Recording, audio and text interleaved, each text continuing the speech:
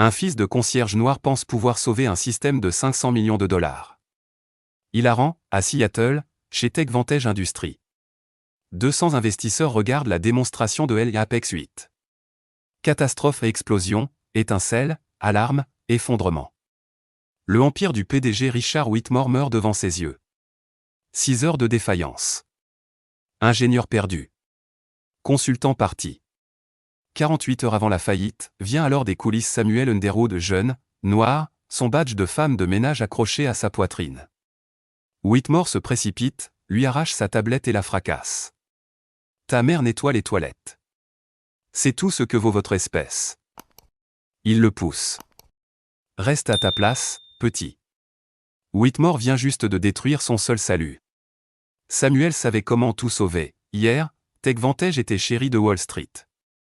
L'Apex 8 6 bras robotiques, précision IA, capteur quantique conçu pour assembler une pièce moteur en 43 minutes au lieu de 6 heures. Whitmore, autrefois inventeur de garage, aujourd'hui milliardaire à 900 millions, l'appelait sa démonstration triomphale. 200 investisseurs, caméra en marche. Cela va changer la fabrication américaine, disait-il, le système fonctionnait parfaitement jusqu'à la minute 43. Un faible gémissement, montant vite. Vibration inhabituelle, dit le chef ingénieur Davis. Whitmore lui fait signe d'arrêter. Le discours continue de monter. Des étincelles pleuvent. Les bras se convulsent. Arrêt d'urgence. Aucun effet. L'IA gèle. Le couplage explose au métal, fumée, silence. La ligne de 500 millions est morte, les diagnostics ont échoué. 3 sociétés, 4 millions de dollars, aucune réparation. Il faut 2 à 3 semaines. Les investisseurs donnent 48 heures où tout est fini. Whitmore fait venir le fondateur retraité. La distribution des forces est incorrecte, dit-il. Il faut tout démonter. Pas de temps, Whitmore reste sur la passerelle, regardant 20 ans s'écrouler. Puis il voit Samuel, ouvrier d'entretien, silencieux observateur, sa tablette en main. Il avait étudié chaque détail. Monsieur Whitmore, je pense savoir ce qui ne va pas. Whitmore voit l'uniforme, la peau, le badge et explose. Le fils d'un concierge qui règle ce que des ingénieurs du MIT ne peuvent pas. Hilarant. Il brise la tablette encore, appelle la sécurité, dans la salle de pause, Samuel entre toutes ses notes de mémoire. L'échec n'était pas mécanique, c'était un timing. Une résonance entre le contrôle IA et la contrainte mécanique, le même défaut qu'il avait observé en réparant des moteurs avec son père. La solution, 90 minutes de recalibrage et quelques ajustements mineurs. Personne n'écoute. Les heures passent 12, 18, 24. Les investisseurs paniquent. Les médias annoncent l'effondrement. L'action de TechVantage plonge de 34%, Whitmore tente tout ou plus de consultants, teste à l'infini, aucun résultat. Heure 36. 12 heures restantes. Dans le désespoir, il appelle Dr Elena Vasquez, une légende de la robotique, 52 ans, conseillère de la NASA, détentrice de 52 brevets. Honoraire, 150 000 $. Whitmore virement instantané, 6 heures plus tard, Vasquez arrive jean, blouson en cuir, autorité pure. Après 30 minutes d'analyse, elle dit calmement, « Je dois parler à tous ceux qui ont interagi avec ce système. » Whitmore fronce les sourcils. « Nous n'avons pas le temps, en 30 ans, répond-elle, j'ai appris que les solutions viennent des lieux inattendus. Faites-moi confiance ou je m'en vais. » 40 minutes plus tard, 85 employés remplissent le plancher de démonstration à ingénieurs, opérateurs, concierges. Au fond se tient Samuel Underwood, uniforme taché, badge de sa mère encore épinglé, téléphone en main avec chaque note qu'il avait sauvegardée.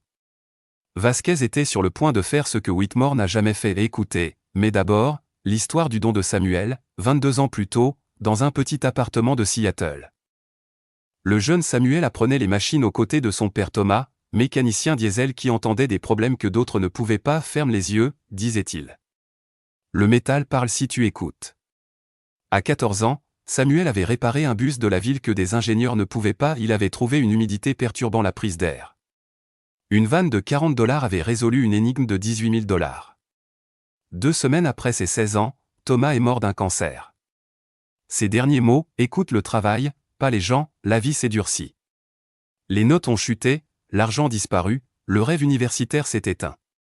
Samuel a travaillé à mi-temps, étudié seul. Regardé sa mère nettoyer des bureaux tandis que les cadres les ignoraient. Mais il vivait selon la vérité de son père, le travail parle pour lui-même. Chez Tech Vantage, Samuel était invisible mais observateur. Il mémorisa tout le manuel de l'Apex 8, documenta les anomalies, construisit des modèles 3D chez lui, s'auto-forma en capteur quantique, Python, et sciences des matériaux. Il connaissait le système mieux que la plupart des ingénieurs. 6 mois plus tôt, il avait signalé une vibration harmonique dans le couplage C4. Son superviseur avait ri, rejeté le rapport. 3 mois plus tôt, la sécurité l'avait éjecté pour lecture de manuel. 2 semaines plus tôt, il avait envoyé des données infrarouges d'anomalies thermiques marquées comme spam. Lorsqu'il avait tenté de remettre un rapport à Whitmore dans le parking, le PDG avait ricané, comme mère, comme fils. Connaît ta limite. Pourtant, Samuel écoutait toujours. Travaillait toujours. Parce que le travail parlait toujours et quelqu'un finirait par entendre. Maintenant, Dr Vasquez se tient devant la foule. Ce système échoue d'une manière que personne ne comprend, dit-elle. 11 heures restantes avant l'effondrement. Les solutions viennent de ceux qui remarquent le problème. Ceux qui entendent les sons, les vibrations, la chaleur. Le chef ingénieur Christopher Davis prend la parole en premier. Les diagnostics indiquent une défaillance mécanique dans le couplage, probablement un défaut de fabrication, mais nous ne pouvons pas confirmer sans démontage complet. Vous ne pouvez pas faire ça à 11 heures, répond Vasquez. Il secoue la tête. Les consultants confirmèrent la même chose. Défaut, cause inconnue, des semaines d'investigation nécessaires. Le ton de Vasquez se durcit. Donc tout le monde est d'accord, le système échoue mais personne ne sait pourquoi. Le responsable des opérations, Thomson, leva la main. Nous avons signalé des vibrations étranges depuis 3 mois. L'ingénierie les a ignorées. Vasquez se tourna vers Davis. Il se tortilla, mal à l'aise. Les rapports montraient des niveaux de vibration dans les limites acceptables. Mais oui, elles étaient inhabituelles, oui, mais pas en dehors des marges de sécurité, dit Samuel. La docteure Vasquez hocha lentement la tête. Donc vous aviez des avertissements et vous les avez ignorés parce qu'ils étaient dans les normes. La salle se raidit.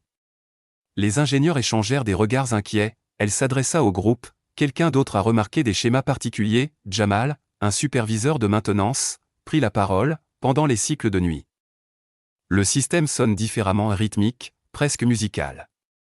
Les yeux de Vasquez se plissèrent. Résonance harmonique. Quelqu'un d'autre, silence. Puis Samuel leva la main. Les têtes se tournèrent. Le fils du concierge. Certains se souvinrent que Whitmore l'avait expulsé plus tôt. Non, demanda Vasquez. Samuel Underwood.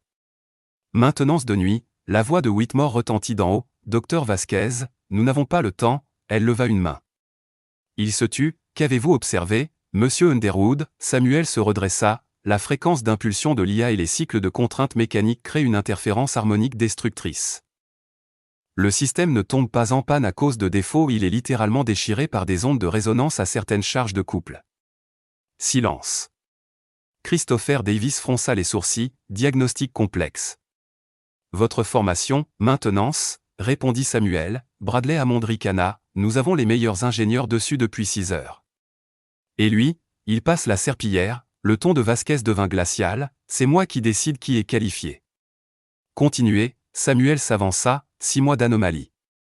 À 11,000 au 13,000 Nm, les motifs de vibration changent correspondant à l'impulsion de 4 Hz de l'IA, l'accouplement oscille alors à 4 Hz. Il montra ses notes, chaque impulsion de correction amplifie la vibration. L'IA l'interprète comme une erreur, envoie plus d'impulsions et effet d'amplification exponentielle. Emma Wilson acquiesça, cela explique l'échec à la minute 43, le temps que la résonance atteigne son pic. Hammond s'emporta, spéculation. Où sont les preuves? Samuel fit défiler son téléphone. Les images thermiques des quarts de nuit montrent des schémas de chaleur correspondant aux zones de résonance. Les données de vibration confirment une accumulation harmonique autour de 400 Hz. La docteure Rebecca Morrison examina son écran. C'est rigoureux. Où avez-vous appris cela? MIT OpenCourseWare. Cours en ligne. Et 8 ans à reconstruire des moteurs avec mon père. Whitmore intervint de nouveau, furieux. La voix de Vasquez trancha comme l'acier. Asseyez-vous, ou je pars. La salle se figea. Whitmore se tut. Elle reprit. Si vous avez raison, quelle est la solution? Samuel inspira profondément. 2 étapes. Recalibrer la fréquence de l'IA à 418 Hz, cela isole les harmoniques. Ajouter des amortisseurs au montage de couplage. 90 minutes. Pas de démontage. La salle explosa en débat. Emma Wilson, élégant ainsi c'est correct. Davis, modifier la fréquence de l'IA risque de corrompre le système. Samuel, j'ai étudié le code. Je sais comment faire. Davis, comment? Samuel hésita. J'ai trouvé la documentation dans une poubelle il y a 6 mois. J'ai tout lu les 1238 pages. Silence. Puis Vasquez décida, Monsieur Underwood exécutera sous ma supervision. Davis, observez, s'il a tort, nous perdons 90 minutes. S'il a raison, il sauve l'entreprise. La voix de Whitmore trembla. Je ne peux pas autoriser, alors économisez vos 150 000 $ et perdez tout, lança Vasquez. 10 longues secondes. Procédez, murmura Whitmore, le sol devint un théâtre. 85 personnes se rassemblèrent. Les caméras tournaient, Samuel se tenait devant la console, Vasquez à ses côtés, les ingénieurs alignaient leurs tablettes. Emma installait les moniteurs thermiques et vibratoires, Whitmore observait d'en haut, impassible, les mains de Samuel étaient stables. C'était pour cela que son père l'avait formé, pas pour la gloire, mais pour la vérité du travail bien fait. Vasquez prit la parole. 3 phases, preuve diagnostique, mise en œuvre logicielle, correction mécanique. Commencez quand vous êtes prêt. Samuel s'approcha du couplage, examinant chaque détail du regard. Davis l'arrêta, expliquez d'abord la panne. Samuel acquiesça, l'IA échantillonne à 400 Hz. Ajustant le couple du cerveau en temps réel, l'accouplement transfère 15 000 Nm à 6 bras, les défaillances n'arrivent qu'entre 11 213 800 Nm. La plage exacte où la réponse mécanique correspond à la fréquence de l'IA. Il projeta les journaux et les graphiques sur l'écran, la preuve brillait devant eux, à 12 500 Nm, l'ensemble d'accouplement oscille naturellement à 400 Hz. Résultat de son alliage titane-aluminium, de sa géométrie et de l'espacement de son montage. La Dr Morrison se pencha. Donc le matériau lui-même crée la résonance, exactement, dit Samuel. Quand cela correspond à l'impulsion de 400 Hz de l'IA, vous obtenez une synchronisation, chaque impulsion de l'IA amplifie la vibration d'environ 3%, qui se réinjecte dans les capteurs, l'IA le lit comme une erreur et renvoie plus d'impulsions à croissance exponentielle. Il lança une simulation, son propre code Python, à la minute 43, la contrainte de résonance dépassait la tolérance, défaillance catastrophique, la simulation reproduisait parfaitement l'événement réel. Davis le fixa. Où avez-vous appris à coder comme ça? Cours en ligne. J'ai construit une réplique d'Apex 8 chez moi et l'ai testée sur des moteurs physiques. Hammond explosa. Ses propriétaires, Vasquez intervint, glacial, il a utilisé des documents jetés pour apprendre, de l'initiative, pas du vol. Continuez, Samuel montra les registres. Tout a commencé il y a 6 mois avec la version du micro-logiciel 3.2. Son nouveau rythme d'impulsion a provoqué la résonance. Emma vérifia ses journaux. Il a raison, Morrison murmura. Nous avons ignoré ses rapports de vibration. Samuel hocha la tête. Le système n'est pas cassé et il est mal synchronisé. Remplacez les pièces, et il échouera à nouveau. Davis regarda Vasquez. Sa logique est irréprochable. Vasquez hocha la tête. Phase 1, terminé. Procédé. Samuel s'assoit devant le terminal. J'ai besoin d'un accès de niveau 4. Vasquez l'accorde immédiatement. Le noyau de l'IA se déploie du code Python dense et complexe. Hammond prévient, modifier 400 Hz déstabilise tout le système. Samuel répond calmement, pas si l'on comprend les dépendances. Il plonge dans le code, précis et sûr de lui. 400 Hz est codé en dur ici, mais se propage dans 51 fonctions. Si on le change sans précaution, 26 sous-systèmes échouent. Il ajuste la fréquence d'échantillonnage à 418 Hz et réécrit l'algorithme du capteur quantique avec une mise en mémoire tampon prédictive. Morrison, observant. Tu maintiens la résolution tout en abaissant la fréquence. Brillant, il passe aux matrices de couple. Décalage temporel de 4,3%.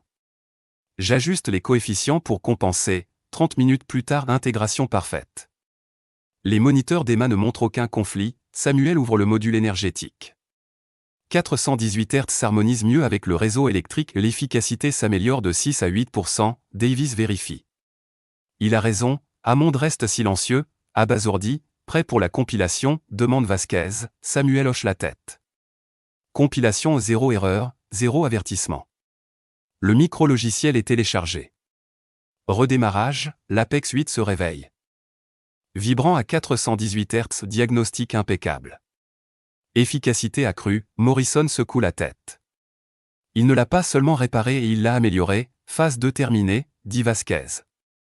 Passé à la phase 3, Samuel prend sa boîte à outils la première fois qu'il touche le système qu'il observe depuis plus d'un an. Hammond fronce les sourcils. Ces fixations exigent une précision au micron près, Samuel les examine calmement. Point de montage ici et ici les pics de vibration. J'installerai des amortisseurs en silicone accordés pour 380-420 Hz. Ils n'affecteront pas les autres plages. Davis, nous n'en avons pas. Samuel ouvre son sac à dos, révélant 3 amortisseurs faits maison. Je les ai fabriqués moi-même. Boîtiers imprimés en 3D, mélange de silicone ajusté pour cette résonance, Emma en examine un. C'est du matériel professionnel, Samuel sourit.